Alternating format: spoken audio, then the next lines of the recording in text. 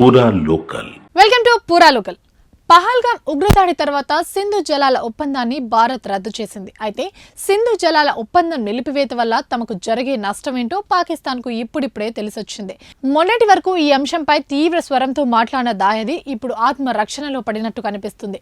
కాల్పుల విరమణకు అంగీకరించిన భారత్ సింధు జలాల విషయంలో వెనక్కి తగ్గేదేలే అని ప్రకటించడంతో ఇప్పుడు కాల బేరానికి వచ్చింది. నిర్ణయాన్ని పునఃసమీక్షించుకోవాలంటూ కోరుతోంది. ఈ మేరకు భారత్ ప్రభుత్వానికి లేఖ సైతం రాసింది.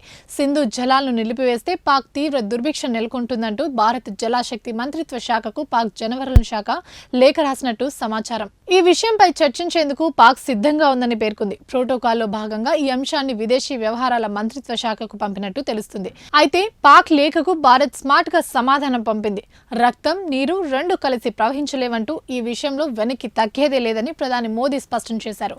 పాక్ తో చర్చలంటూ జరిగితే ఉగ్రవాదం, పాక్ ఆక్రమిత కశ్మీర్ పైనే తప్ప మిగిలిన అంశాలపై గురించి మాట్లాడమని తేల్చి చెప్పింది. ఇవి ఇప్పటివరకు అప్డేట్స్. మరిన్ని అప్డేట్స్ కోసం చూస్తూనే ఉండండి పూరా లోకల్.